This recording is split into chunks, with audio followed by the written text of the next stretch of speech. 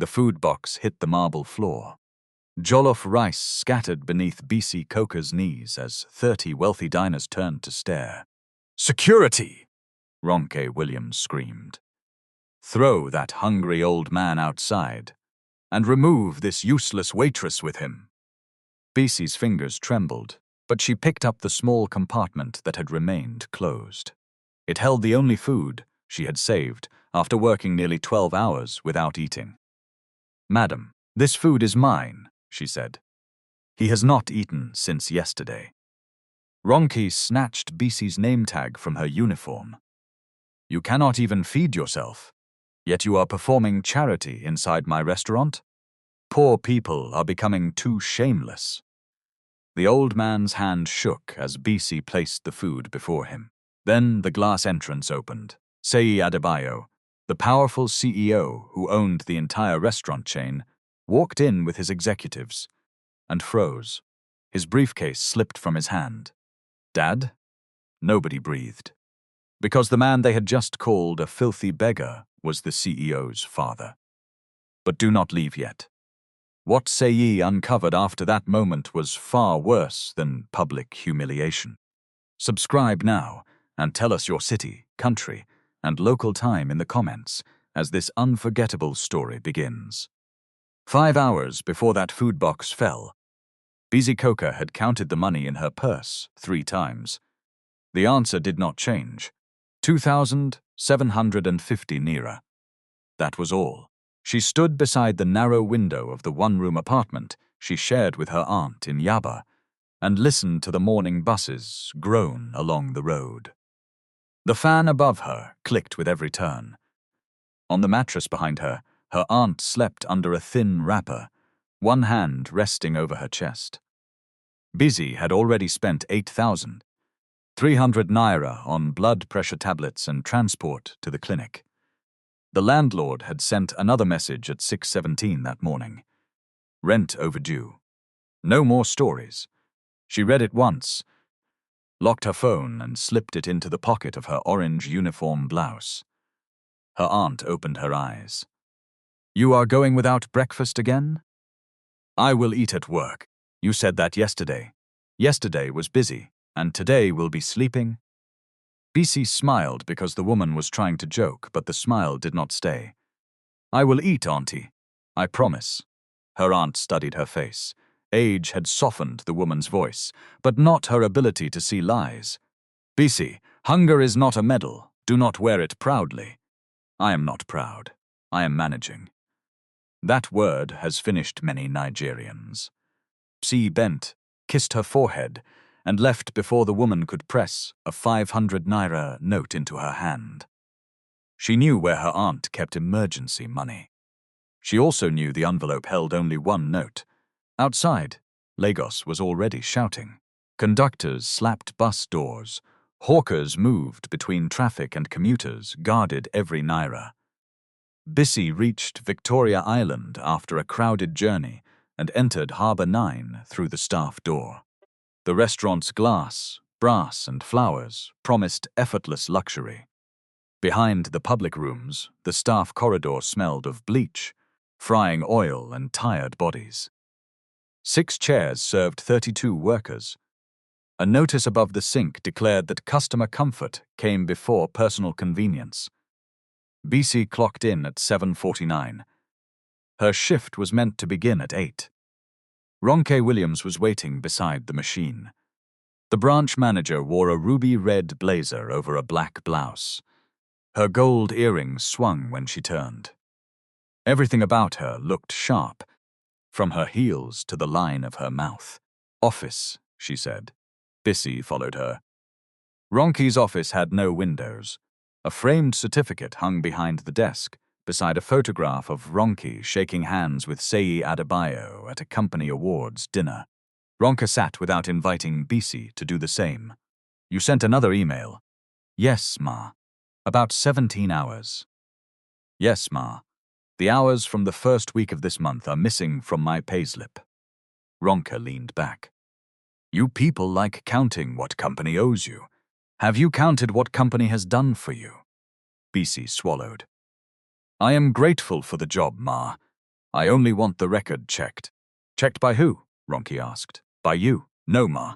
Then, why are you writing long letters as if you are a lawyer? Ordinary waitress. 2 years in this building and suddenly you have discovered grammar.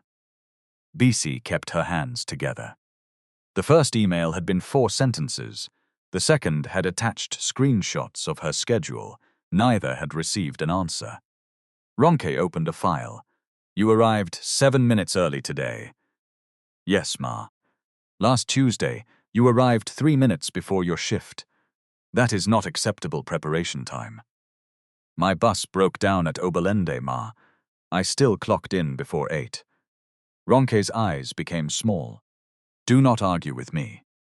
This is Harbor 9, not one roadside buka where people stroll in when they like. Rich people come here to breathe clean air. They should not be served by staff who carry struggle on their face. Bisi said nothing. Ronke pushed a paper across the desk. Sign. It was a written warning for poor attitude and repeated lateness. Bisi read every line. I cannot sign this, Ma. It says I was late 4 times. I was not. Ronke smiled. It was not a friendly smile. You think because you attended 1 year of hospitality school, you are now educated enough to challenge me. I am not challenging you. You are squeezing your face in my office. My face is normal.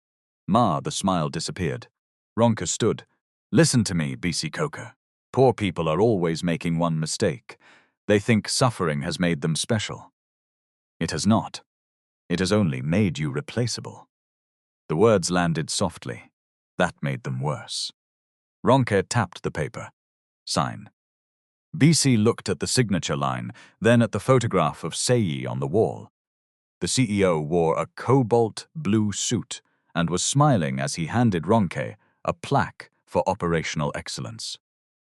Bisi wondered what operational excellence meant to a man who had never seen the staff room. I will acknowledge that I received it, she said, but I will write that I disagree with the claims. For 1 second, Ronke stared at her as if a chair had spoken. Then she laughed. Very well. Write your little protest. Let us see whether protest will pay your rent. Bisi signed and added 1 sentence beneath her name. I receive this notice but dispute the accuracy of the attendance record. Ronke collected the paper. Today you will cover terrace section. B's stomach dropped. The terrace received fewer guests during the heat of the day, and guests who sat there rarely left large tips. Yes, Ma, and you will stay until close. 1 staff called in sick. My shift ends by 6. Now it ends when I say it ends. Will the extra hours reflect on? Ronke slammed her palm on the table. Get out. Bisi got out. By 10 o'clock, Harbor 9 had filled with the sound of cutlery, soft music, and people speaking as if money had lowered their voices. Bisi moved between tables with a tray balanced on 1 palm. She smiled when guests called her girl. She apologized when a man blamed her for the traffic that delayed his companion. She replaced a glass because a woman said the rim did not look happy. At 12:26 p.m., the kitchen supervisor placed 1 staff meal in Bisi's hand. Jollof rice. 1 piece of chicken, 2 slices of plantain. She had exactly 8 minutes to eat. Before she could sit, a bell rang from the service counter. Terrace. Bisi put the food into a divided takeaway box and placed it in her locker. 1 table became 3. 3 became 6. A guest asked for a birthday arrangement that had not been booked. Another complained that the ice in his drink was too small. Her 8 minutes disappeared. At 3:41 p.m., she opened her locker and stared at the food. Her stomach cramped. She lifted 1 slice of plantain. Then her aunt's face came into her mind. The woman had eaten gari with groundnuts the previous night and pretended it was what she wanted. Bisi put the plantain back. She would take the meal home. They would share it. She closed the box. Across Lagos, at 3:41 p.m., Tunde Adebayo was leaving a cardiology clinic in Ikoyi. At 68, Tunde still walked with the careful pride of a man who had built something with his hands. His hair was silver at the temples. His cream shirt was clean, though the collar had softened with age. Over one arm hung a caramel brown jacket. He had spent the morning undergoing tests after 2 weeks of dizziness.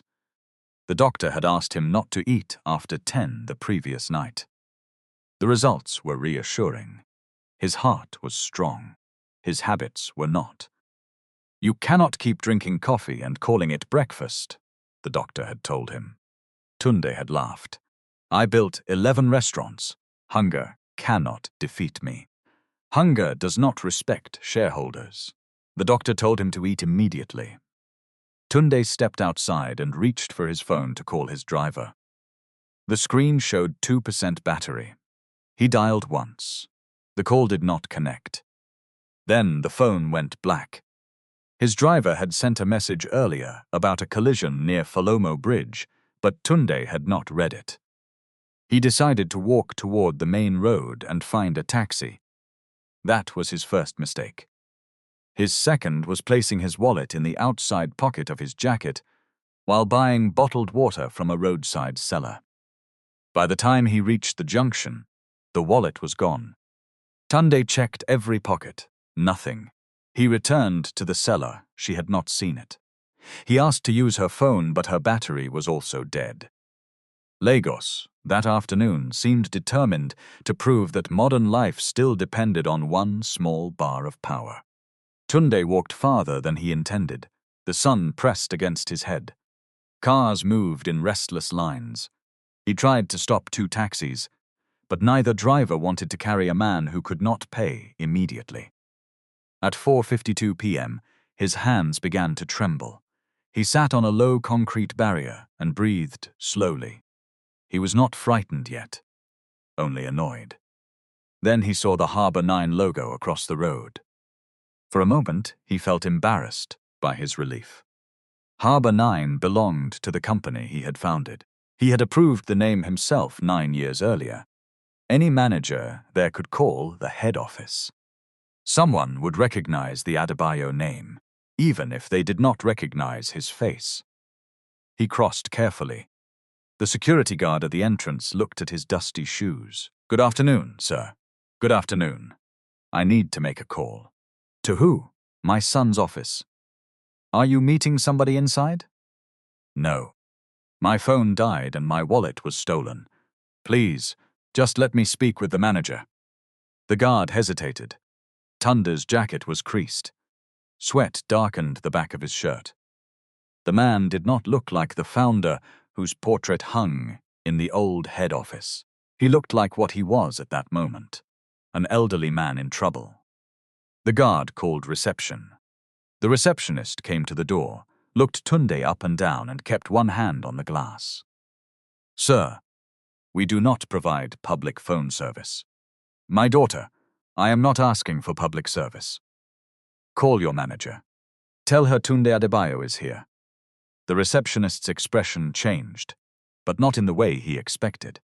She thought he was lying. "Please wait outside. I have been outside for nearly 1 hour. Sir, please do not create a scene. I am trying to prevent one." A couple entering the restaurant moved around him. The woman lifted her perfume scarf over her nose. Tunde saw it. Something cold passed through him. When he had opened his first restaurant, he had trained staff to greet every person who crossed the threshold. Paying guest or delivery driver, rich man or cleaner. At least, that was how he remembered it. Ronka arrived at 5:07 p.m. Her ruby blazer caught the light before her voice did. "What is happening here?" The receptionist leaned close to her. Ronka listened, then looked at Tunde. "You said your name is Adebayo?" "Yes." "Which Adebayo?" "Tunde Adebayo." Ronka gave a short laugh. "Of course." Tunde frowned. "I need to make one call, and I need 3 days in Dubai. We do not always get what we need. Madam, I am not begging you for money." "No. You are only standing at the entrance of a fine restaurant claiming to be related to the owner." "I founded the company." This time, Ronk laughed loudly. Two diners near the bar turned. "You founded it?" she asked. "With which capital?" "The dust on your shoes." Tunde's breathing changed. Not because the insult wounded him most, because nobody around them appeared surprised. The receptionist lowered her eyes. The guard shifted his weight. A waiter carrying glasses walked faster. They had seen Ronka speak this way before. "Call Seyi Adebayo," Tunde said, "or call the head office." Ronka stepped closer. "Old man, let me advise you. This place is not an empowerment center. Rich people are eating. Do not bring your roadside performance here. I am feeling weak. Then sit at the bus stop." Tunde gripped the edge of the reception desk. The room tilted. That was when Bisi returned from the terrace carrying 4 empty glasses. She saw the old man first, then she saw his hand. It was shaking against the brass counter. "Sir, are you all right?" Ronka turned sharply. "Bisi, face your section." The old man looked at Bisi. "I have not eaten since last night." Bisi set down her tray. "Since last night? I had medical tests this morning. Do you have diabetes?" "No. Any chest pain?" "No. Just weak. Sit down, sir." Ronki blocked her. "Did you not hear me?" "Madam, he may faint." "And if he faints, are you a doctor?" "No, ma. But he needs water and food." Ronka's voice rose. "He needs to leave." The guard approached, uneasy. Tunde tried to straighten himself. "I will leave after 1 call." Ronka pointed toward the door. "You will leave now. We have people here who worked for their money. They should not lose appetite, because one old trickster has decided to smell our air conditioning." A few guests lifted their phones. Bisi saw the small red recording lights. She also saw Tunde's knees bend. She moved before thinking. She caught his arm and guided him to a chair near the wall. "Bring water," she told the receptionist. The receptionist looked at Ronke. Ronke's face hardened. "Do not bring anything." Bisi stared at her. It was the first time she did not lower her eyes. "Ma. He said he has not eaten since yesterday." "So?" The word was flat. Cruelty often sounded ordinary when it had practiced enough. Bisi turned and ran toward the staff corridor. Her locker key shook between her fingers. She opened the door, took out the food box, and returned. Ronki saw it. "What are you carrying?" "My food." "Take it back." "No, ma." The restaurant seemed to tighten around those 2 words. Ronki walked toward her slowly. "What did you say?" Bisi held the box against her chest. "I said no, ma. He needs to eat. You are on duty. It is my staff meal. My break has passed. You want to turn this place into a feeding camp. Just this one man. And tomorrow 10 more will come because one stupid waitress wants to carry strangers on her head." Tunde lifted his face. "Madam, let her be." Ronke ignored him. She reached for the box. Bisi pulled it back. The movement was small, but in Ronke's world, a poor employee protecting anything from her was rebellion. "Give me that food." "No, ma." Ronke grabbed the lid. Bisi held the base. The box twisted between them. Then it slipped. It struck the marble floor. The main compartment burst open. Red rice scattered beneath Bisi's knees. The chicken rolled once and stopped near Ronke's heel. A woman at table 9 gasped. Ronke looked down at the mess, then at Bisi. Her face changed, not with shame, with rage. "Security!" she screamed. "Throw that hungry old man outside, and remove this useless waitress with him." Bisi dropped to her knees. The smaller compartment had remained shut. Inside were 2 slices of plantain and a little rice pressed into one corner. Her fingers trembled as she opened it.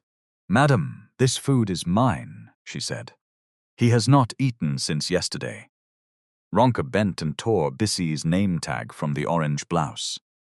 The pin scratched her collarbone. "You cannot even feed yourself, yet you are performing charity inside my restaurant?" Ronka shouted. "Poor people are becoming too shameless." Someone whispered, "This is too much." Nobody stood. Bisi carried the sealed compartment to Tunde. Sir, eat slowly. His hand shook as he received it. Have you eaten? He asked. Bisi lied. Yes, sir. Tunde looked at her face. He knew hunger when he saw it. Before he could answer, the entrance doors opened. Seyi Adebayo walked in wearing a cobalt blue suit, a white shirt, and the controlled expression of a man who was expected to solve problems before other people noticed them. Two members of his executive team followed, speaking quietly about an investor dinner scheduled for 6. Seyi took 3 steps, then he stopped. He saw Bisi kneeling beside spilled rice. He saw Ronki holding a broken name tag. He saw the old man sitting against the wall, eating plantain from a plastic box with trembling fingers. The color left Seyi's face. His briefcase slipped from his hand. The leather struck the floor with a heavy sound. Dad? Tunde looked up. The entire restaurant froze. Ronka's mouth opened. No sound came. Seyi crossed the floor so quickly that one executive had to step aside. He knelt in front of his father. What happened? Where is your driver? Why didn't you call me? My phone died, Tunde said. My wallet was stolen. Are you hurt?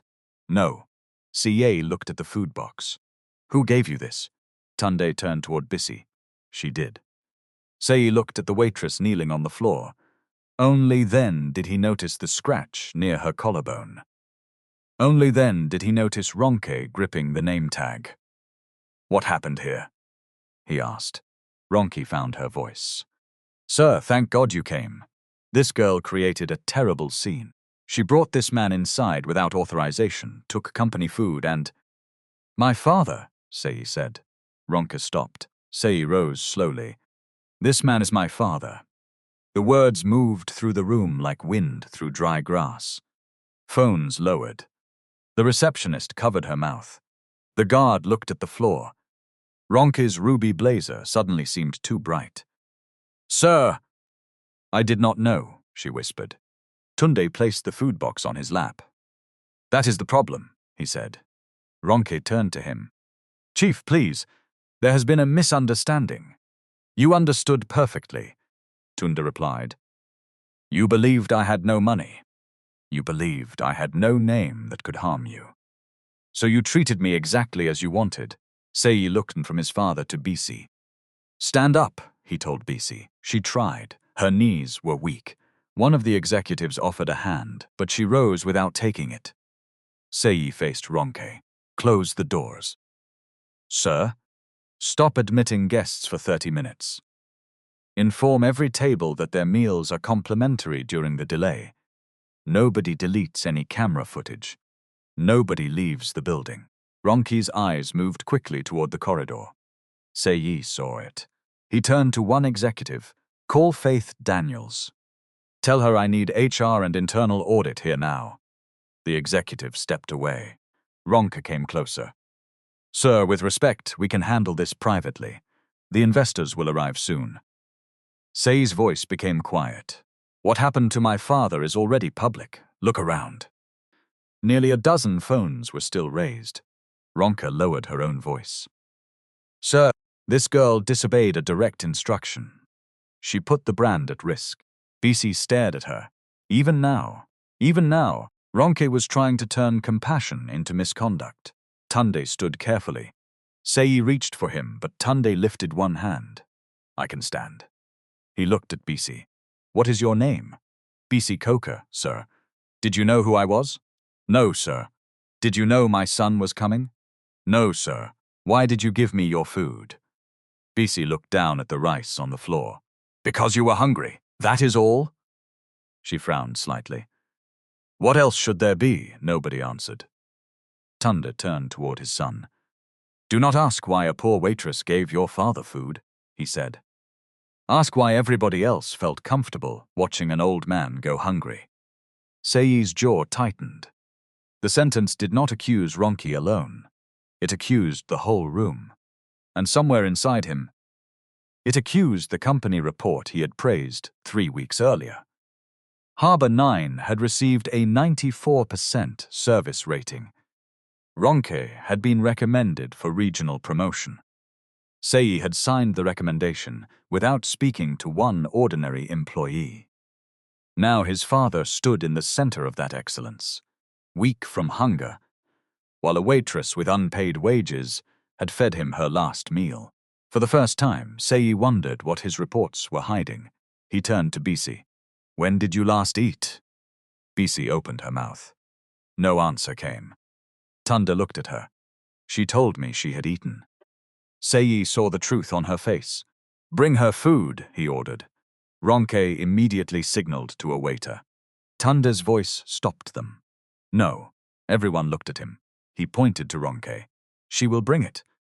Ronke went still. Tunde did not shout. "She took the food from her hand. She will replace it." Ronke's lips parted. "Chief, I am the branch manager, and she is a human being." The words were simple. They cut deeper than insult. Ronke walked toward the kitchen.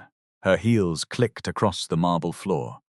For years, employees had heard that sound and straightened their backs in fear. Now each step sounded smaller. Bisi watched her disappear through the service door. She should have felt victorious. She did not. She felt tired and afraid, because powerful people could be embarrassed for one afternoon and still destroy a poor worker the next morning. She had seen it before. Seyi noticed the fear. "Miss Coker, nobody will punish you for helping my father." Bisi met his eyes. "With respect, sir, that is not something you can promise until you know how punishment works here." One of the executives inhaled sharply. Seyi did not react with anger. He looked at the scratch on her chest, the empty place where her name tag had been, and the written warning still folded in Ronke's office. Then he said, "You are right." Ronk returned carrying a fresh plate of jollof rice, grilled chicken, and plantain. She placed it on a table. "Your food," she said. Bisi did not sit. "Thank you, Ma." The politeness sounded more powerful than mockery. Tundi lowered himself into another chair. His face had become pale again. Seyi moved beside him. "We are going to the hospital. I only need rest." "You need a doctor." "I have already seen one today. That doctor released you before Lagos decided to punish you." Tunde almost smiled. Then the dizziness returned. His shoulder dipped. Seyi caught him. The room broke into motion. An executive called for the car. The receptionist brought water without waiting for Ronke. The guard cleared a path. Bisi stepped back. Tande reached for her hand. His grip was weak but deliberate. "Do not disappear," he said. Bisi looked at Ronke. "I will not, sir." As Seyi led his father toward the entrance, he turned once. "Miss Coker, you are placed on paid leave until HR completes its review. Full pay. No disciplinary action. Faith Daniels will contact you directly." Ronke stiffened. "Sir, that is not standard procedure." Seyi looked at her. "Neither is taking food from a hungry employee and throwing it on the floor." Then he left. The glass doors closed behind him. For several seconds, nobody spoke. Ronke stood beneath the warm lights with every eye on her. Then she bent, picked Bisi's broken name tag from the floor, and placed it on the reception desk. Her voice was soft when she spoke. Everybody returned to work. The crowd moved slowly. Bisi remained where she was. Ronke came close enough that only she could hear. "You think you have won?" Bisi's heart began to pound. "I did not know there was a competition, Ma." Ronke smiled without warmth. "By tomorrow, the CEO will remember that businesses are not run by tiers. And when he does, I will still be the manager." She looked down at the rice on the floor. "You will still be a waitress who cannot pay her rent." Bisi said nothing. Ronke walked away. At 6:11 p.m., while Tunde Adebayo was being examined in a private hospital room, Ronke entered her office, locked the door, and opened the branch incident system. She began to write. Employee Bisi Coker removed company property without authorization. Employee facilitated entry of an unidentified person into a restricted guest area. Employee became confrontational when corrected. Employee caused public disruption and reputational risk. Ronk paused. Then she added one more line. Possible deliberate attempt to gain favor with executive leadership. She clicked save. After that, she opened the camera management portal. For 23 minutes, the small light above her office door remained red. Nobody entered. And when she finally logged out, the footage from 4:58 p.m. to 5:21 p.m. was gone. At the hospital, the doctor asked Tunde the same questions 3 times. Chest pain? No. Shortness of breath? No. Loss of consciousness? No. When did you last eat? Tunde looked at Seyi. Last night. The doctor removed his glasses. You fasted for the test, walked under the sun, lost your wallet, became dehydrated, and still decided to argue with restaurant staff. I did not decide to argue. The argument was already waiting for me. The doctor did not smile. You are fortunate. Your blood sugar dropped, but not to a dangerous level. Your heart rhythm is stable. You need fluids, food, and rest. Seyi sat beside the bed while a nurse adjusted the drip. His cobalt suit jacket had been folded over the back of a chair. Without it, he looked less like a chief executive and more like a son who had arrived late to a problem. Why didn't you wait inside the clinic? He asked. I thought the driver was near. You should have called me from reception. I tried. You could have told somebody who you were. Tunde looked at him. I did. Seyi's eyes dropped. The words sat between them. For years, Seyi had believed the Adebayo name opened doors. That afternoon, it had meant nothing because the man carrying it had not looked important enough. What exactly happened? He asked. Tunde told him. He did not exaggerate. He described the dead phone, the missing wallet, the trembling hand, the request for one call. He repeated Ronki's words as closely as he could remember them. He explained that Bisi had seen him weakening and tried to help. When he reached the moment the food fell, Seyi pressed his thumb against his forehead. I will terminate Ronke tonight. No. Seyi looked up. No? You will investigate. I watched enough. You watched the final 5 minutes. You do not know what produced them. She humiliated you in public. Tunde's eyes hardened. This is not about me. She denied an elderly man food and a phone. Would you be this angry if the elderly man were not your father? Seyi stood. That is unfair. Is it? Yes, then prove it. The monitor beside the bed continued its steady rhythm. Tunde looked toward the covered window. When I opened the first Adebayo restaurant, I knew the name of every person in the kitchen. By the time we opened the 4th, I knew only the managers. By the 7th, I knew the reports. You grew the company from 7 locations to 13 properties. Maybe you now know only the numbers. Seyi's face tightened. Our staff satisfaction score rose last quarter. According to who? The internal survey. Did employees answer without their managers standing over them? Seyi did not know. That disturbed him more than the question. Tunde lowered his voice. The young woman who fed me was hungry. I could see it. Ask why a company with marble floors has workers saving 1 staff meal to divide at home. Ask why she was afraid even after you promised to protect her. I will ask. You will listen. At 7:02 p.m., Faith Daniels entered the hospital room carrying a slim laptop bag and a face that revealed nothing. She was 45, recently appointed as Group Director of Human Resources after working 16 years across manufacturing and hospitality. She wore a navy blazer, a white blouse, and round glasses. She had learned early that people lied differently when they could not tell whether she believed them. Good evening, Chief, she said. Tunde is enough. Not in front of your son. He may sack me for lack of protocol. Tun smiled for the first time. Seyi did not. Faith sat. I have secured the branch access logs, payroll snapshots. staff schedules and internal incident system. I also instructed to preserve all backups. Seyi looked at her. Ronka has already filed a report. I saw it. And? It was submitted at 6:19 p.m., 8 minutes after you left. It claims Bisi Coker removed company property and admitted an unidentified person. Tunde's mouth tightened. The food belonged to her. That will be verified. The report also says Miss Coker became confrontational.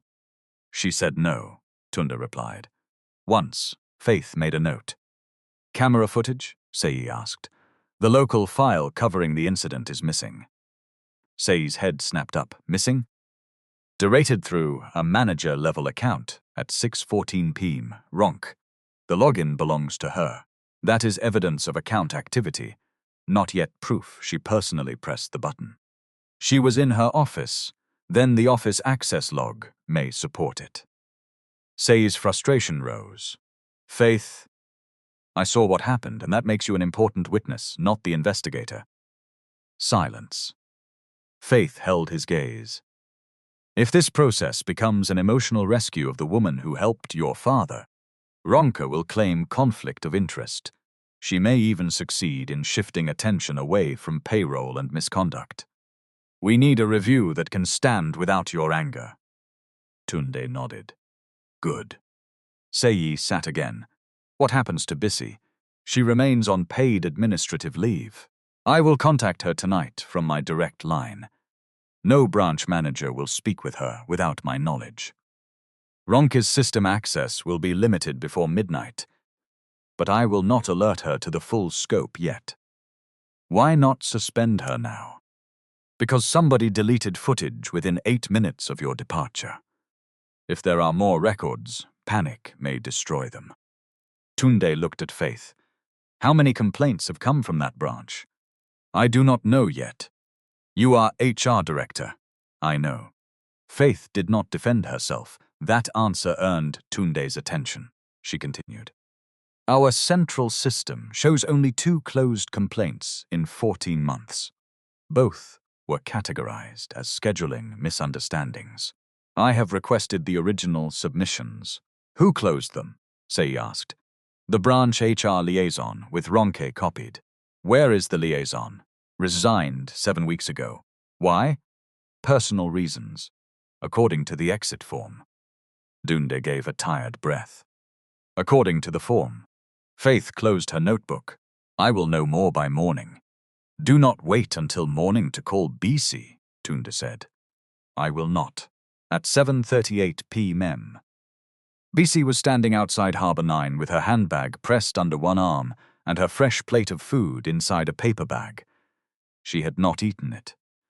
The kitchen supervisor had quietly added another portion for her aunt. He did not say why, he only pushed the bag across the counter and looked over his shoulder. Take it before Madam returns, whispered. Bisi thanked him. Ronke had remained in her office. Nobody knew whether Bisi was dismissed, suspended, or expected back the next morning. Rumors moved faster than instructions. Some staff avoided her. Others touched her arm as they passed. One waiter whispered, You tried. Bisi wanted to ask what that meant. Tried to feed a man? Tried to keep her job? Tried to remain human inside a place that treated humanity as indiscipline. Her phone rang as she walked toward the bus stop. Unknown number. She almost ignored it. Hello? Is this Miss Bisi Coker? Yes, my name is Faith Daniels. I am the Group Director of Human Resources at Adebayo Hospitality. Bisi stopped walking. Yes, ma. I am calling to confirm that you are on paid administrative leave effective immediately. Your pay and benefits will continue. You are not required to report to Harbour 9 until I contact you. Bisi gripped the phone. Have I been accused of something? There is an incident report. I am not asking you to respond tonight. I am asking you to preserve any relevant messages, schedules, payslips, or emails. Bisi looked at the traffic. Will Ronke still be my manager after the investigation? I cannot promise an outcome before evidence is reviewed. Bisi closed her eyes. It was a careful answer. Careful answers had rarely protected her, Faith continued. But I can promise that retaliation will be treated as a separate offense. Do not meet the branch manager privately. Do not delete anything. Do not post about the incident online. I have not posted. Good. Are you safe tonight? The question surprised her. Yes, Ma.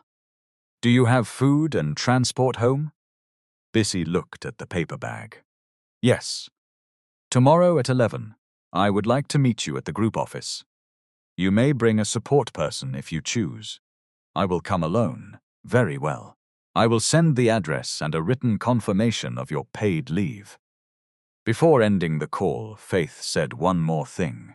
Miss Coker, do not sign any new document from the branch. The line went quiet. Bisi knew then that the matter was larger than a fallen box of food. At home, her aunt listened without interrupting. Bisi placed the paper bag on the small table and divided the food between 2 plates. Her aunt watched her give herself the smaller portion. Make them equal, the woman said. I am not very hungry, Bisi. Bisi added 2 spoons of rice to her own plate. Only then did her aunt ask, The old man is truly the CEO's father? Yes, and you did not know. How would I know? Maybe rich people have a light around their head. His own light was off. Her aunt laughed, then became serious. Will they sack you? HR says I am on paid leave. That is not an answer. No, Bisi's phone buzzed, the landlord again. By tomorrow evening, her aunt saw the message reflected in Bisi's face. How much? Leave it. How much? 28,000. The woman removed her glasses. We will find it. With what? God. God has not asked for our account number. Her aunt gave her a look. Do not become rude because you are feeding billionaires now. Bisi smiled despite herself. They ate in silence. Afterward, Bisi opened the old laptop she had used during hospitality school. The battery no longer worked, so she balanced the charger with a folded piece of cardboard. She searched her email. Schedule complaint. Uniform deduction. Missing overtime. She had sent 6 messages in 9 months. 2 had received automatic replies. 3 had been forwarded back to Ronke. 1 had disappeared from the employee portal, but Bisi had saved a screenshot. She created a folder. She added photographs of printed schedules pinned in the staff corridor. She added the later schedules Whale had sent through the payroll app. The times did not match. On the week of June 1st, Bisi had worked 57 hours. Her payslip recorded 40. 17 hours had vanished. She saved everything onto a flash drive and placed it inside an empty sanitary pad wrapper in her handbag. At 10:46 p.m., a message arrived from an unsaved number. You have embarrassed someone who can still decide your future. Be wise. Bisi stared at it. No name, no threat she could prove. She took a screenshot. Then another message arrived. The CEO will protect his father today. Who will protect you next month? Bisi's aunt was already asleep. Bisi sat beneath the clicking fan and felt fear move slowly through her body. Not dramatic fear, the ordinary kind. The kind that calculated transport money, rent, medicine, and how long rice could last in a plastic container. She forwarded the screenshots to Faith. Faith replied, 2 minutes later. Received. Do not respond. I am adding this to the retaliation log. Bisi read the message 3 times. A retaliation log. For once, somebody had given a proper name to what was happening. The next morning, Seyi arrived at headquarters before 7 and opened Harbor 9's quarterly staff report. It called turnover manageable, employee satisfaction strong, and labor control excellent. Yet a direct check showed 34 people had resigned from a branch, employing 49 workers. The report had measured how quickly vacancies were filled, not why workers kept leaving. For the first time, Seyi saw how a clean dashboard could hide a dirty reality. At 8:12, Faith entered with 2 audit officers. She placed 3 folders on Seyi's desk. The deleted footage is recoverable. Seyi leaned forward. Our cameras upload encrypted copies to cloud storage every 5 minutes. Local managers can delete the branch copy, but not the cloud archive. Have you viewed it? Yes. And? Your father's account is accurate. So is Miss Coker's. What about the deletion? Ronk's account logged in from the desktop inside her office. Her access card opened the office at 6:11 and did not open the door again until 6:37. The deletion occurred at 6:14. Seyi's mouth became a hard line. Faith opened another folder. There is more. Bisi's staff meal was issued at 12:26 and recorded under her employee number. Company policy allows the employee to consume it during shift or take it after shift. It was not stolen. So Ronki lied in the report. Yes, terminate her. Faith did not move. Not yet. Seyi stood. What else do you need? A complete understanding of why she was so desperate to discredit Bisi. Faith turned a payslip toward him. Bisi complained about 17 missing overtime hours. Her schedule screenshots support her claim. The payroll system shows her shift records were edited by Wale Okoro, the branch payroll officer, at 2:03 a.m., 2 days before payroll closed. Why was he editing records at 2 in the morning? That is one of several questions. She opened the third folder. 41 employees at Harbor 9 have had post-shift edits in the past 6 months. Most changes reduced payable hours. The total difference is not yet final. Seyi sat down again. The anger in him changed shape. Public humiliation was ugly. This was organized. How did Central Payroll miss it? Because branch managers have authority to correct timekeeping errors before payroll closes.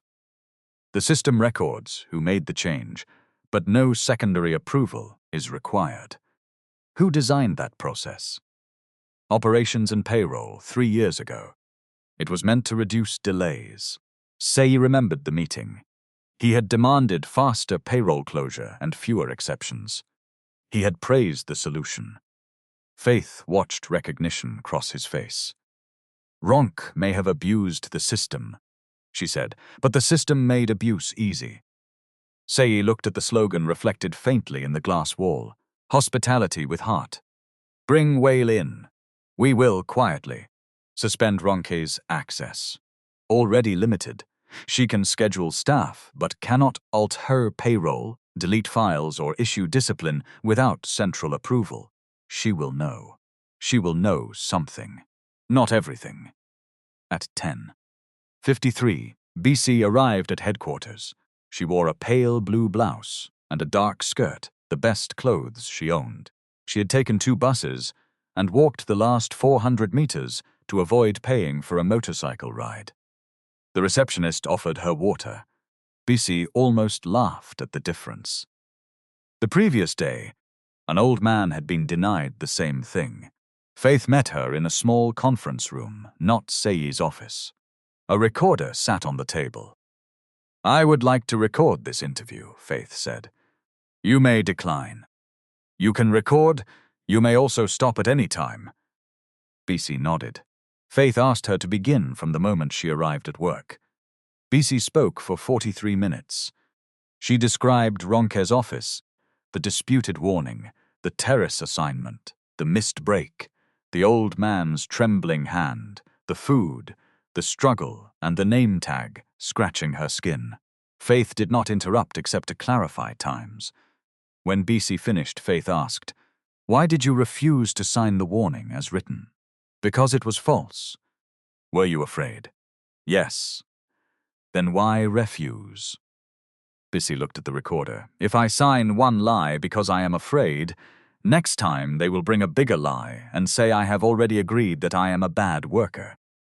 Faith wrote something. Have you experienced other payroll issues? Bisi opened her handbag and brought out the flash drive. I brought everything I have. Faith examined the files on a secure laptop. Her expression changed when she saw the schedule screenshots. Why did you photograph the notice board? Because the app schedule sometimes changed after we worked. How long have you been doing this? 8 months. Did anybody advise you? No. I was tired of thinking I was remembering wrongly. Faith looked at her. Gaslighting was not a word Bisi used, but she had built a defense against it. There was a knock. Seyi entered. Bisi rose immediately. Please sit, he said. She sat. Seyi placed an envelope on the table. My father asked me to thank you. I also want to thank you personally. Bisi did not touch the envelope. What is inside? A check. For what? For helping him. Bisi looked at Faith, then back at Seyi. How much?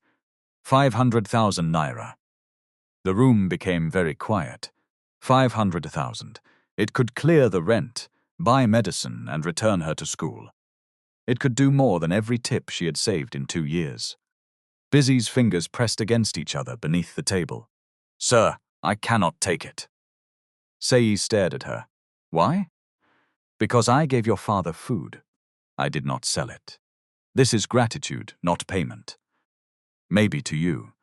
To everybody else, it will look like payment. It does not matter what everybody else thinks. It matters if I am the person being investigated. Faith remained silent.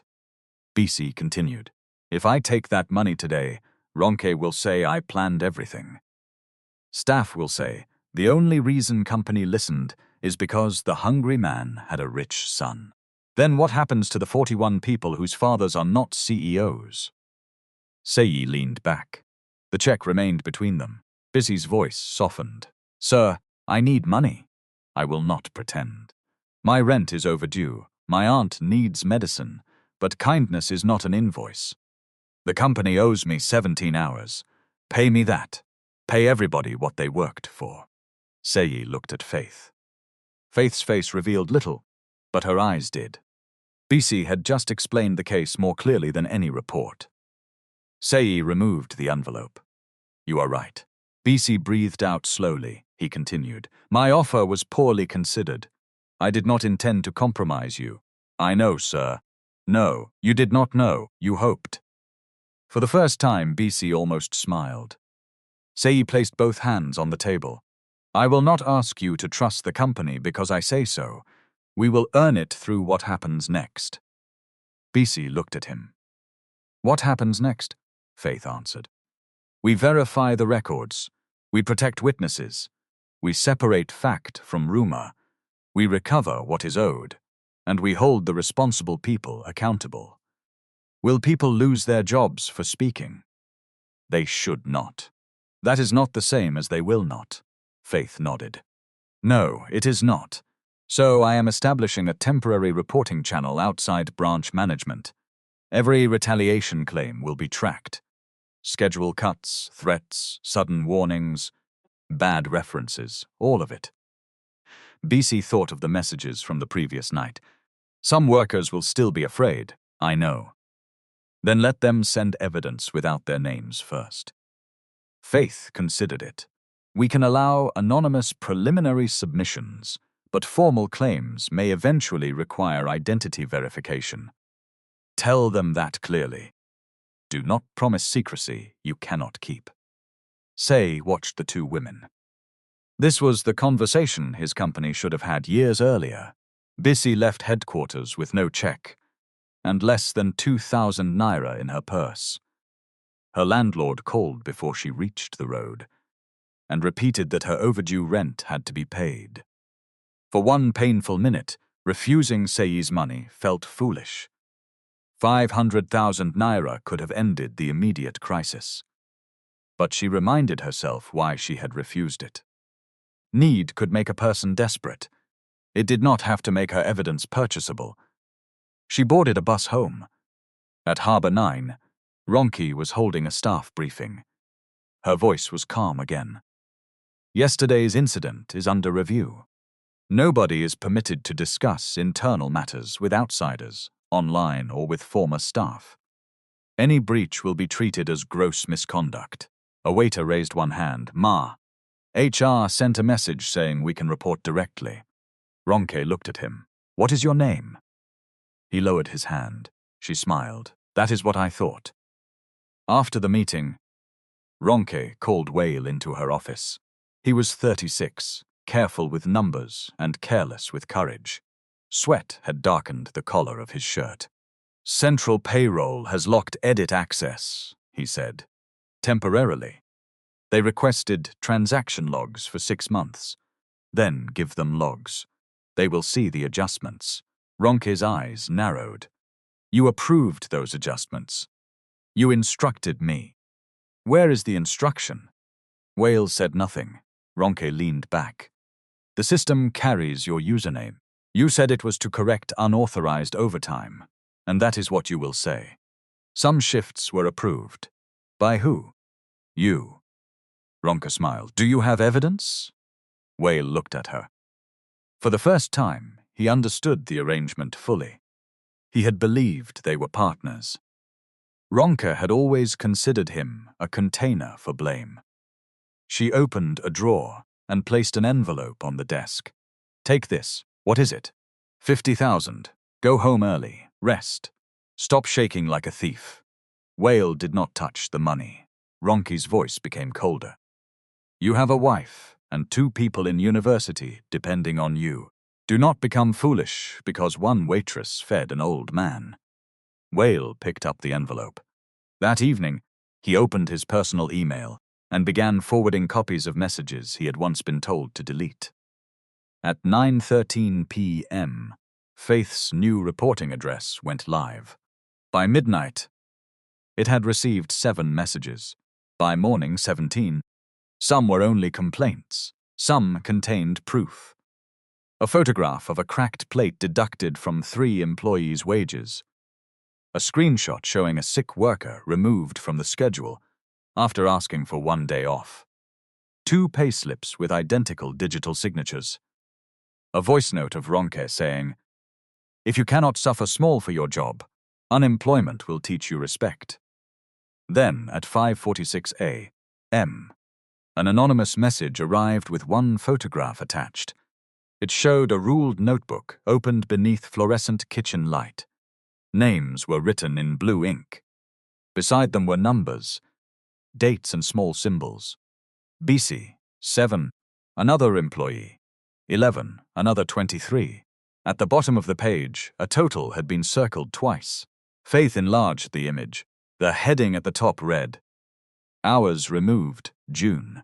This was no longer suspicion. Somebody had kept a ledger. The photograph of the ledger did not reveal who had sent it. That was deliberate.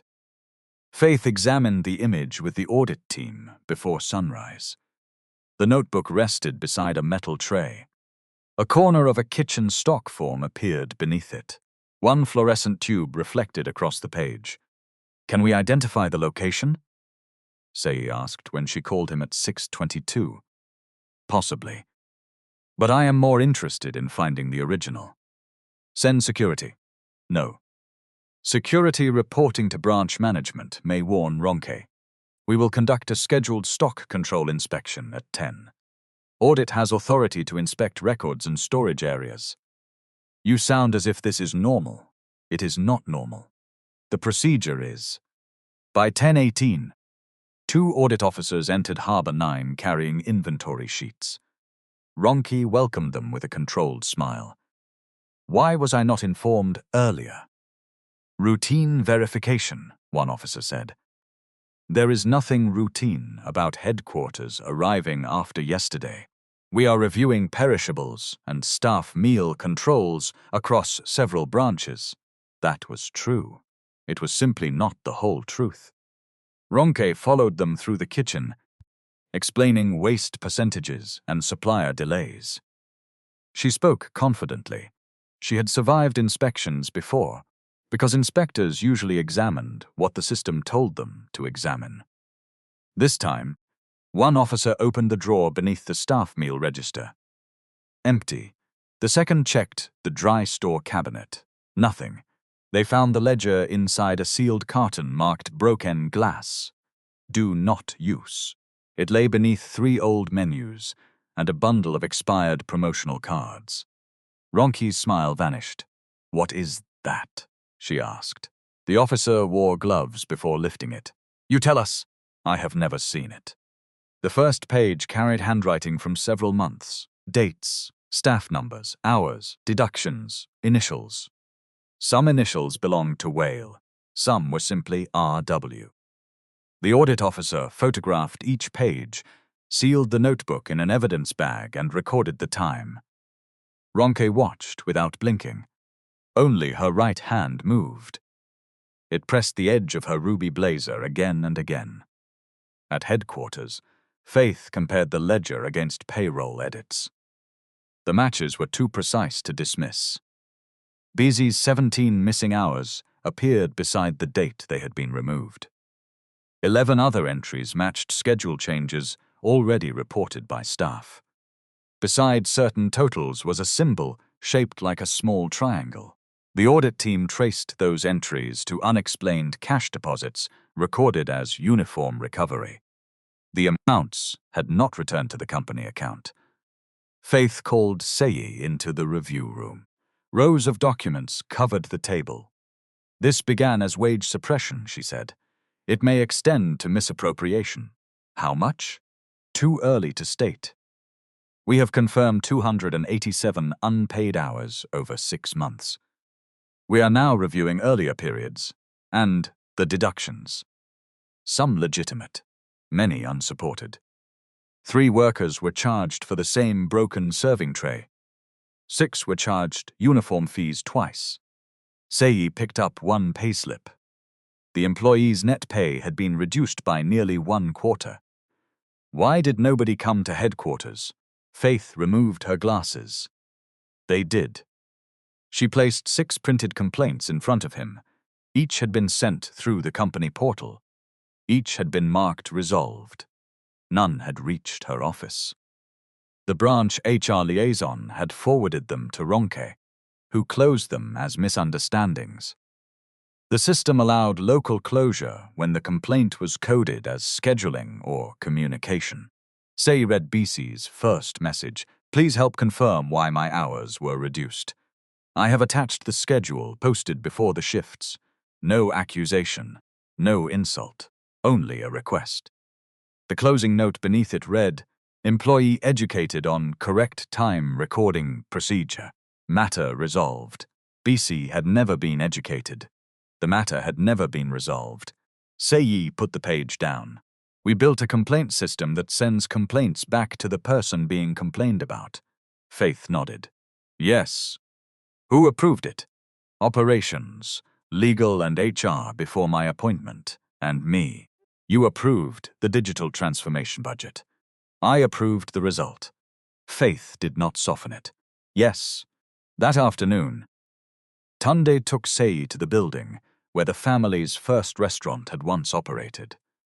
Standing beside the old kitchen door, he admitted that his favorite lesson, "Customers are kings and staff must endure," had planted something dangerous.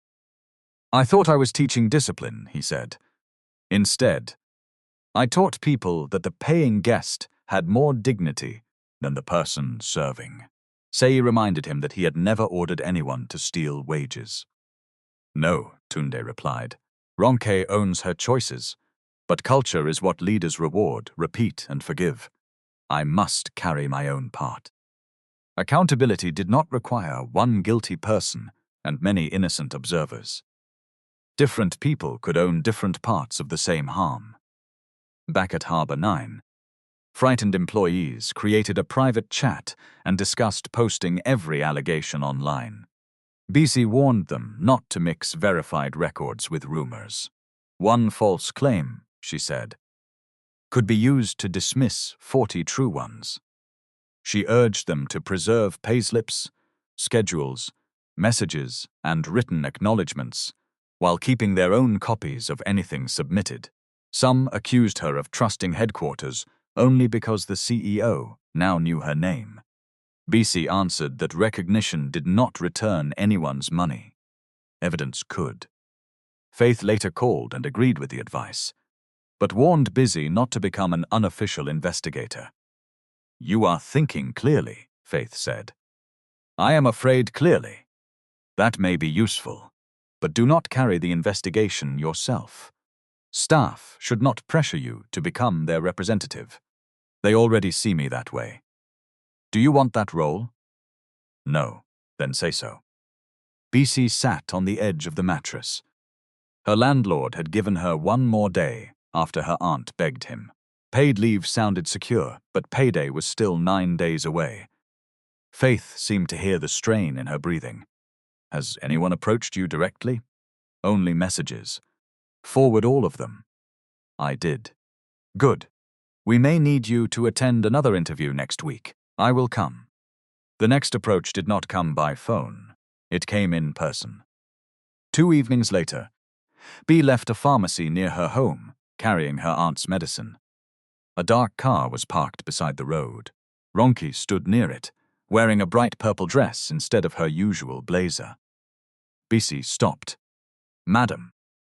No, Ma. Ronke glanced at the traffic. Do not make drama. We need to talk. HR said I should not meet you privately. Faith Daniels does not control who you greet on a public road. Bisi's heart beat faster. That morning, Faith had instructed her that if Ronki approached, she should leave, document the contact, and call immediately. Faith had also explained that Bisi could preserve her own conversation if she felt threatened, but she should never provoke, entrap, or make promises. Bisi touched the recording shortcut on her phone inside her handbag. I am listening. Ma Ronke's eyes moved to the pharmacy bag. Medicine? For my aunt. Hypertension is expensive. Bisi said nothing. Ronke opened the rear door of the car, but remained outside. I know your rent is overdue. A chill passed through Bisi. How? Lagos is small. No, Ma. Lagos is not that small. Ronke's face hardened, then softened again. I am trying to help you. Headquarters people will use you, finish their report, and forget you. When the noise dies, you will need work. My paid leave is still active. For now. Ronke took an envelope from the car. I can clear your rent tonight. I can restore your shifts. When this ends, I will make you shift leader. Bisi looked at the envelope. What do you want me to do? Tell HR the incident was a misunderstanding. Say the old man was confused. Say you became emotional because you were hungry. Nobody needs to lose a career over one bad afternoon. What about the missing hours?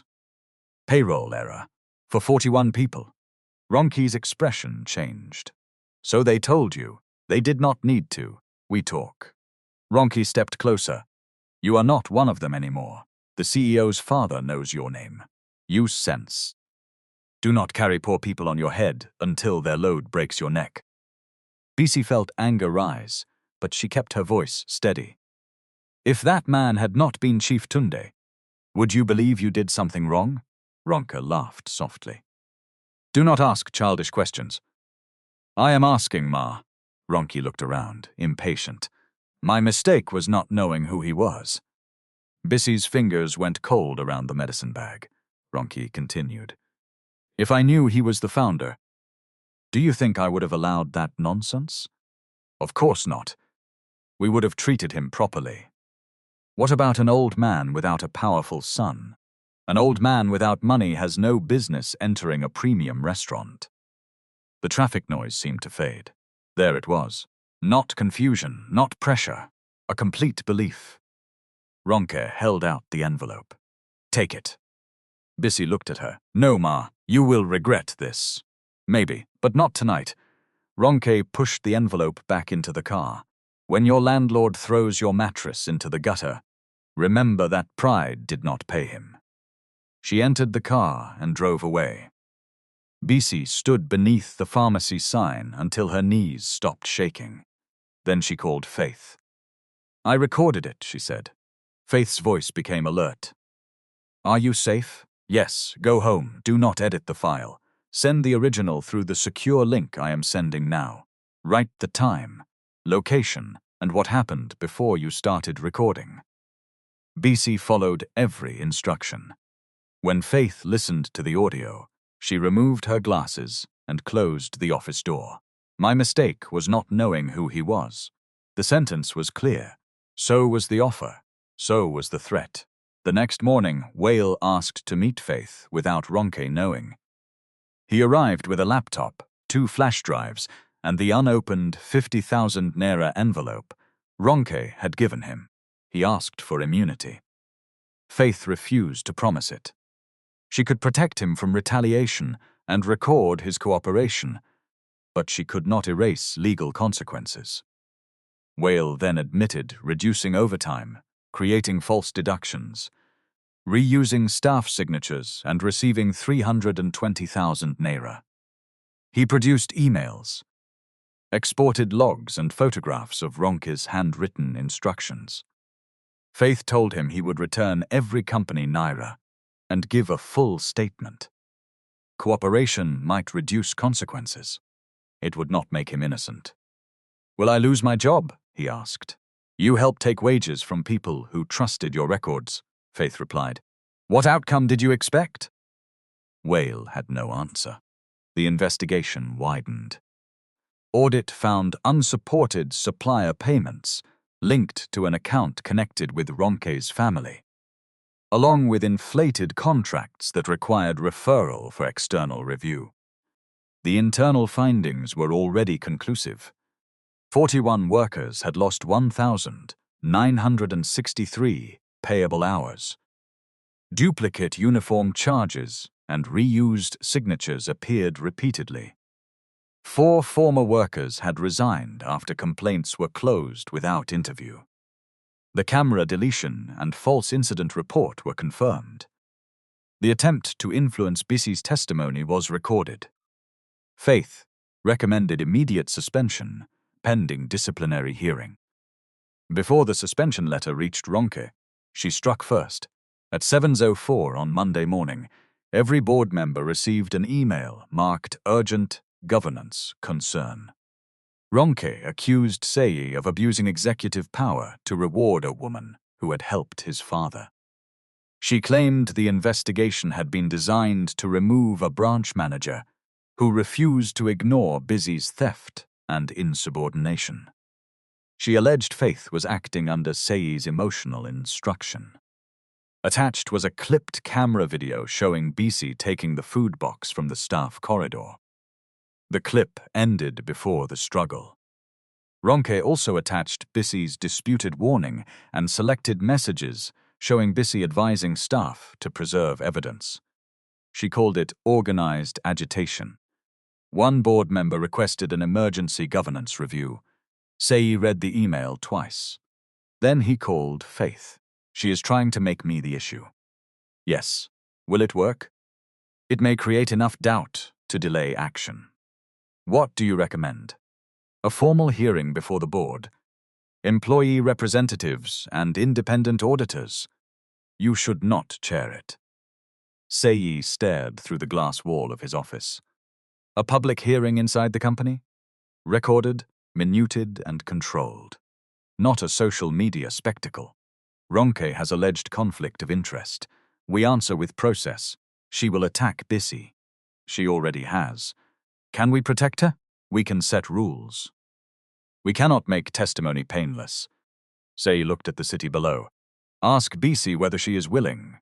Faith did. Bisi listened, then asked one question. "Will the workers see the payroll findings?" "A summary relevant to them, not only the part about Chief Tunde?" "No, the wage findings too." "Then I will come."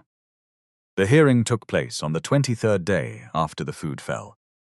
The company auditorium held 180 chairs. Every seat was occupied.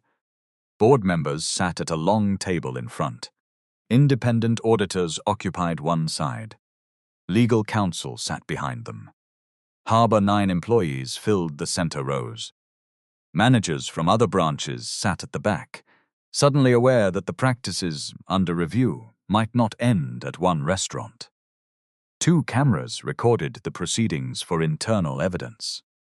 No live stream. No cheering audience invited for humiliation. Still, tension filled the room like heat before rain. Ronke entered wearing her ruby-red blazer.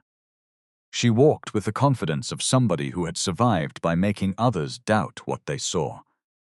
Whale sat 3 rows behind legal counsel. He did not look at her. Bisi wore a simple orange blouse and navy skirt. Faith sat beside her. Tunde and Seyi were present, but neither sat at the head of the table. An independent board member chaired the hearing. Ronka spoke first. She did not apologize. She described herself as a manager protecting a premium brand from unauthorized conduct.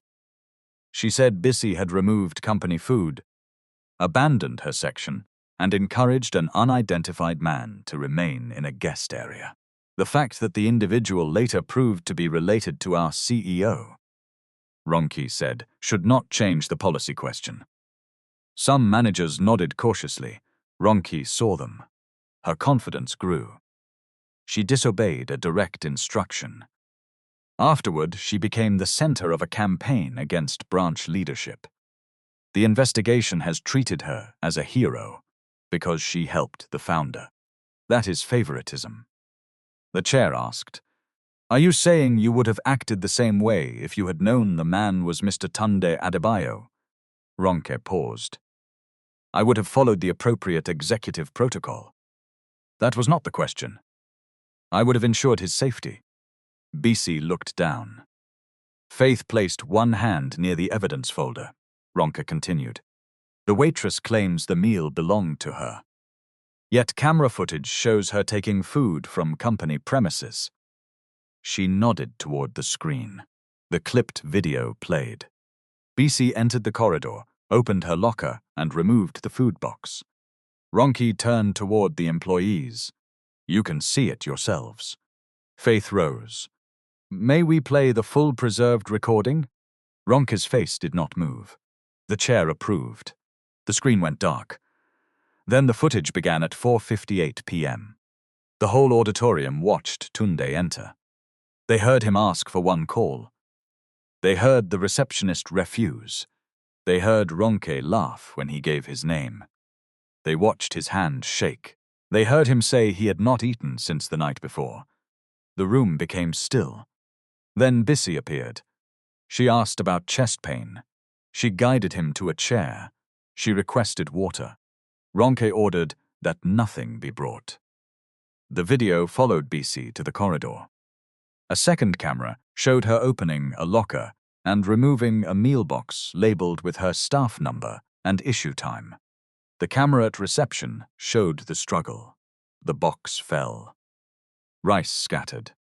Ronke's voice filled the auditorium. "You cannot even feed yourself, yet you are performing charity inside my restaurant. Poor people are becoming too shameless." A woman in the second row covered her face. One of the managers at the back lowered his head. Ronke remained standing. The video continued until Seyi entered and recognized his father. When it ended, nobody spoke for several seconds. The chair asked Ronke, "Why did your submitted clip exclude 23 minutes?" "I received the shortened file from branch security." Faith opened the access report. The local footage was deleted at 6:14 p.m. Through your account from your office computer. Your access card shows you entered at 6:11 and remained inside until 6:37. Someone could have used my computer. Was anybody else inside? I cannot remember. The corridor camera shows nobody entered. Ronke's jaw tightened. The chair turned to Bisi. "Miss Coker, please describe why you gave Mr. Adebayo the meal." Bisi stood. She could feel every eye. Her mouth was dry. Faith had told her not to perform, not to guess, and not to answer beyond what she knew. So Bisi spoke plainly. He said he had not eaten since the previous night. His hand was shaking. He said he had gone for medical tests. I asked if he had chest pain. He said no. I gave him water and my food. Did you know his identity? No. Did you know the CEO would arrive? No. Did you take the meal without authorization? It was issued to me at 12:26. I missed my break. Policy allows us to eat it or take it after shift. Why did you not eat it? Bisi hesitated. My aunt was at home. I planned to share it with her. The answer moved through the room quietly.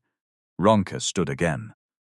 Miss Coker is presenting herself as innocent, but she later organized employees against management. Bisi turned toward her. I told them not to post rumors. You instructed them to collect evidence. Yes, because you wanted to destroy me.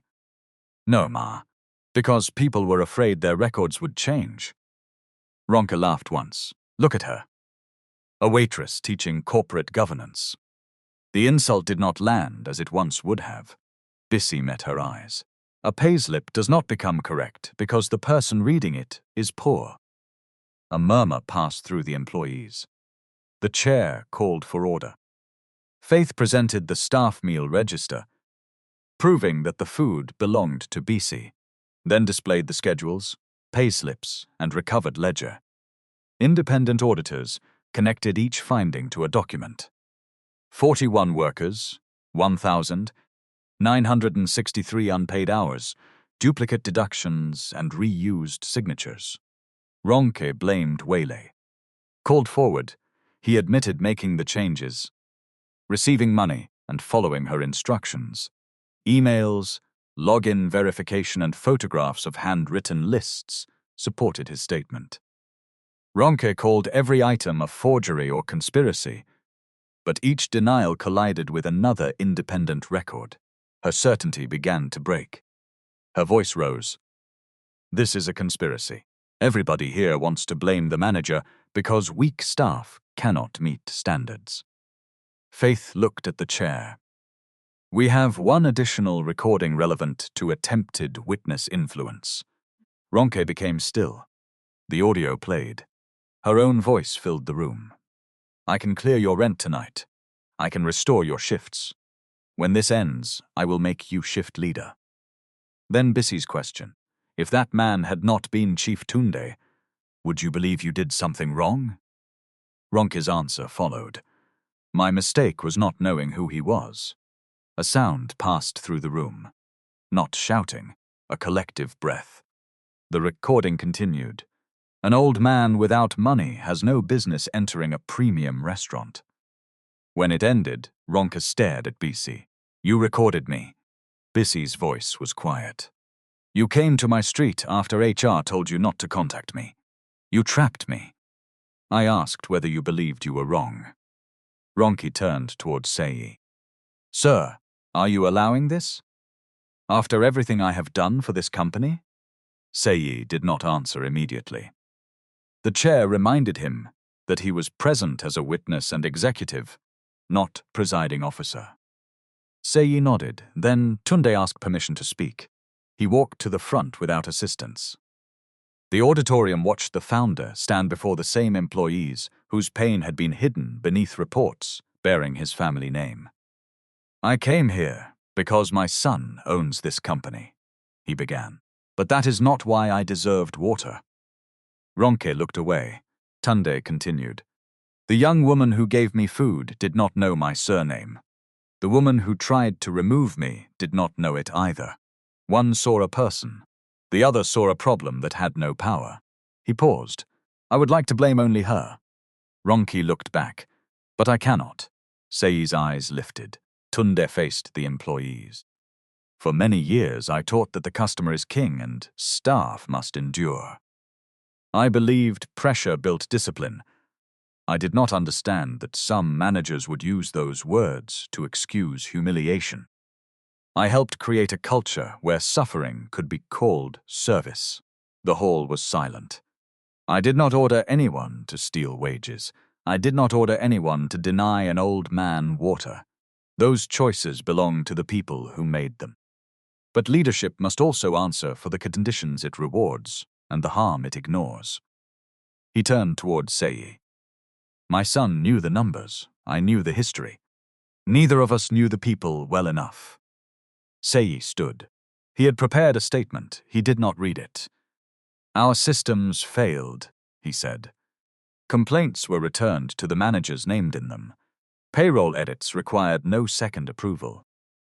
Branch performance rewarded lower labor cost without examining how it was achieved. I approved those structures. He looked across the rows. I cannot claim ignorance as innocence. One employee began to cry quietly. Seyi continued. Whatever disciplinary decisions follow today, the company's responsibility does not end with removing individuals. We will repay every verified hour and every unsupported deduction. We will correct records. We will review negative references. And we will rebuild the reporting process outside branch control. Ronke shook her head. You are destroying a profitable branch for emotional theater. Seyi looked at her. A business that profits by removing hours people already worked is not efficient. It is taking what it did not earn. The board withdrew for 47 minutes. Nobody left the auditorium. When the members returned, the chair read the interim findings.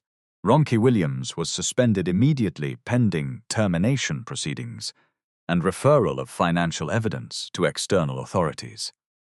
Her access to all company systems and premises was revoked.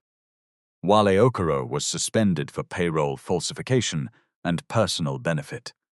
His cooperation would be recorded, but it did not erase responsibility.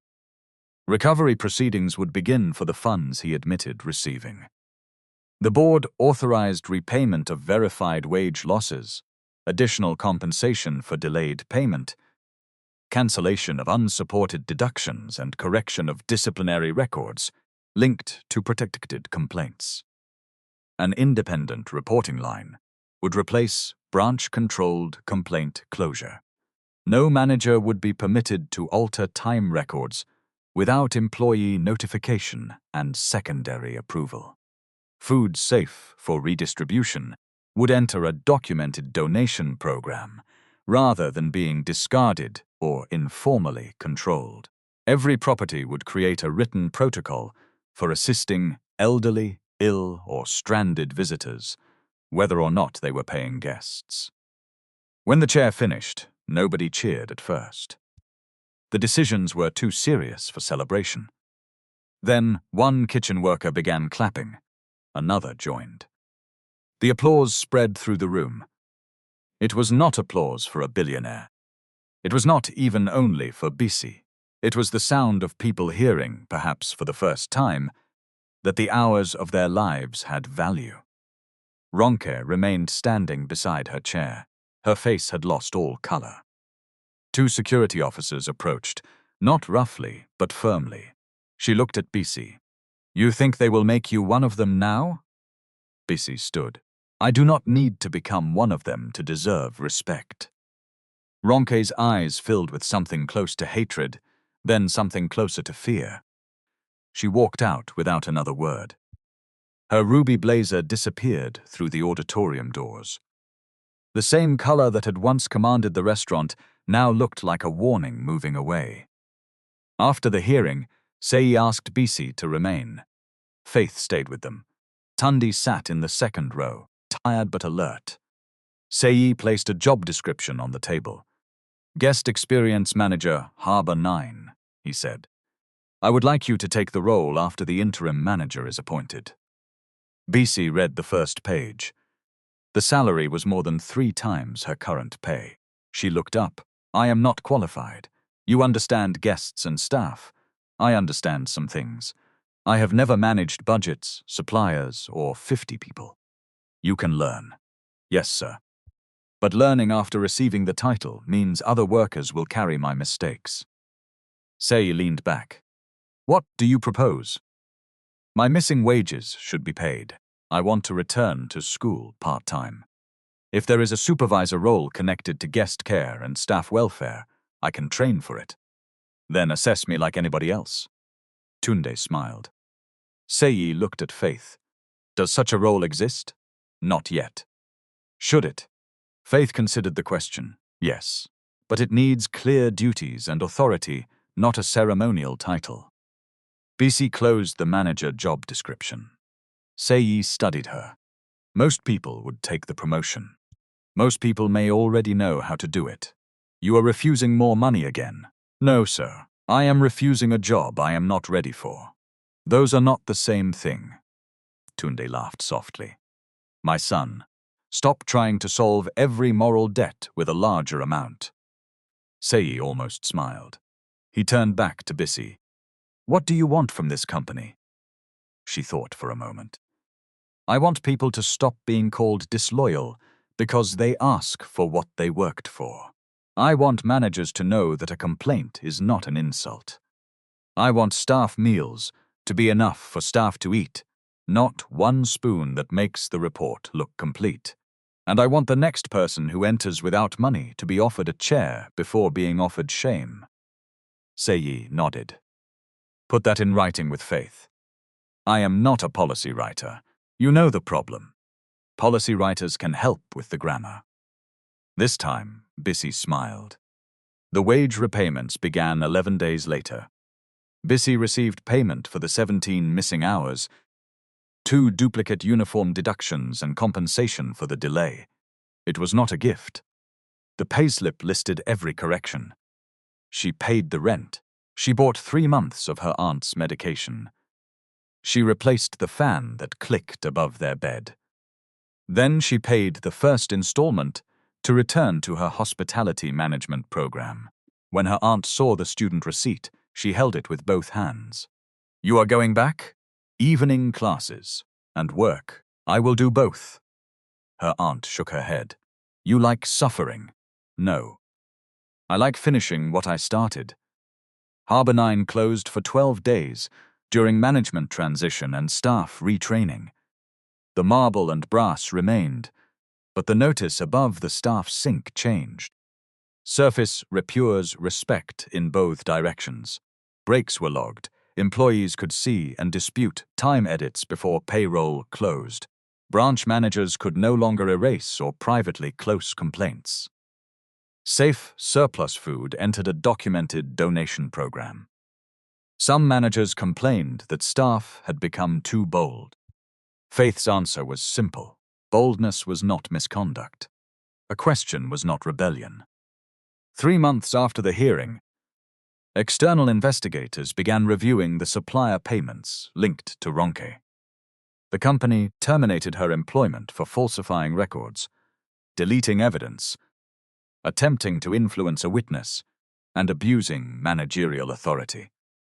She was required to repay benefits obtained through unsupported transactions, while the remaining financial allegations moved through the proper legal process. Whale lost his position. He returned the money he admitted receiving and continued cooperating. His family did not become the company's excuse to spare him, nor did his cooperation become an excuse to pretend he had not harmed others. Consequences were not cruelty. They were the weight of choices finally arriving. Ronke later sent a written apology through her lawyer to the Harbor 9 employees. It did not ask for forgiveness. It said she had spent years fearing poverty so deeply that she began treating poor people as if they carried a disease she had escaped. She admitted that power had not healed her shame. It had only given the shame somebody else to punish. Some employees accepted the apology. Some did not. Nobody forced them. Forgiveness was not another duty owed by the injured. 11 weeks after the day of the fallen food box, Harbor 9 reopened under new management. Bisi returned in an orange blouse and navy apron, but she no longer served the terrace alone. After completing a formal training program and passing a practical assessment, she became guest care and staff welfare supervisor. The title came with work. She reviewed break records. She helped guests with accessibility needs. She received staff concerns and documented them before sending them to the independent channel. She had no authority to alter wages or discipline workers, which prevented the role from becoming another private kingdom. She was still learning. Sometimes she made mistakes.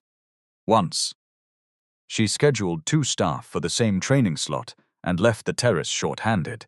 She admitted it, corrected the roster, and apologized. The staff noticed.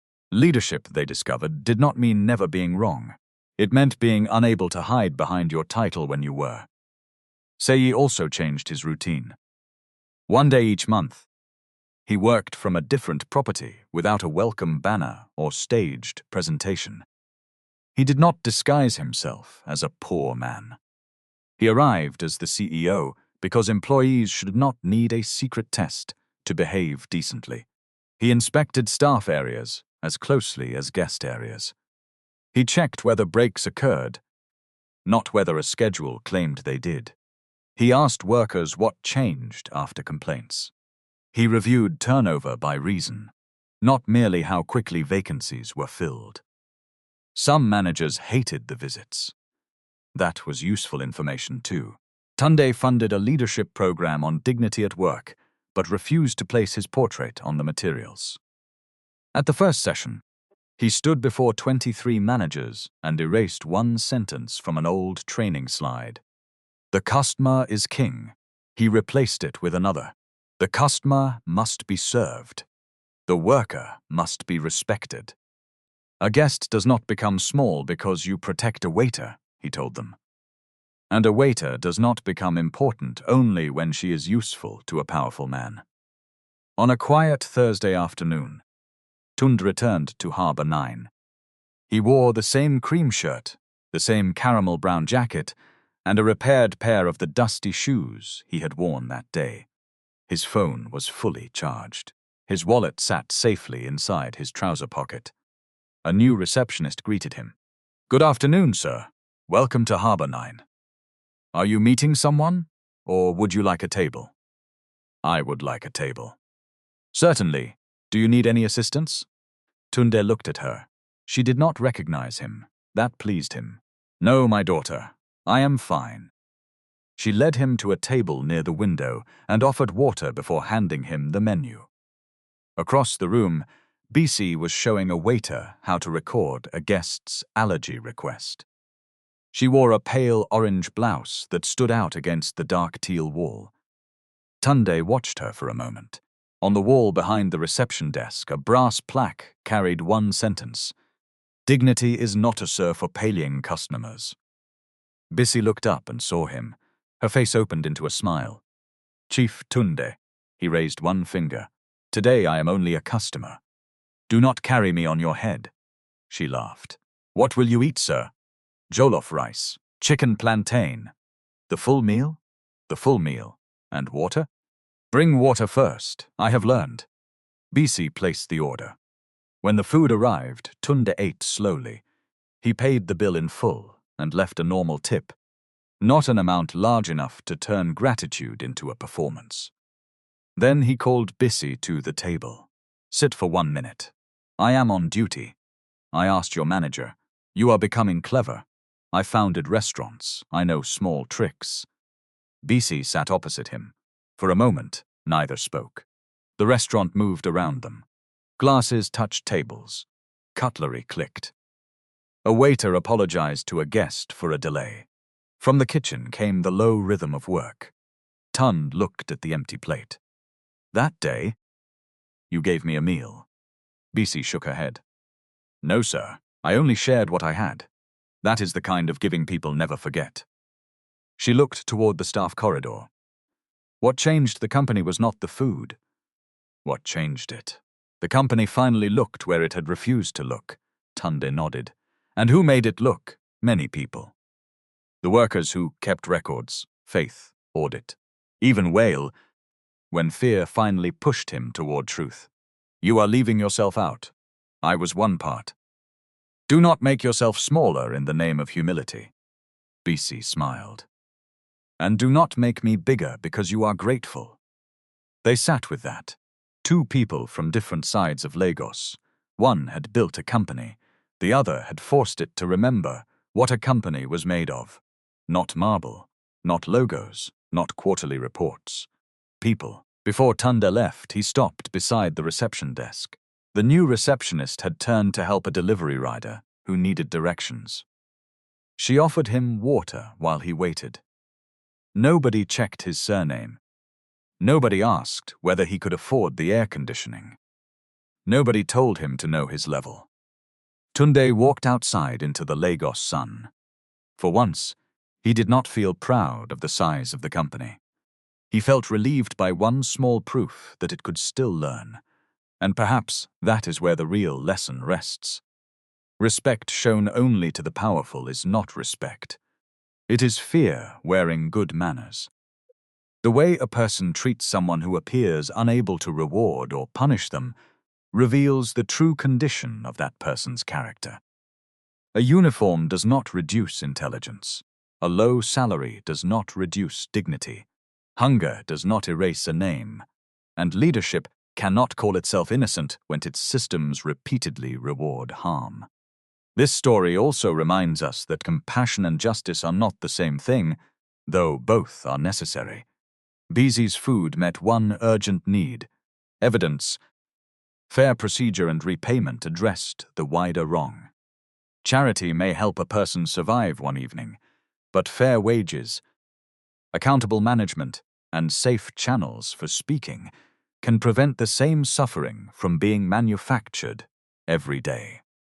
The situations portrayed here are intended to encourage reflection on workplace fairness, elder care, responsible leadership, and the ordinary choices through which human dignity is protected or destroyed. They should not be interpreted as allegations against any real person, restaurant, company, or institution. Because in the end, one meal did not make Bisi powerful. Her decision proved that she already was.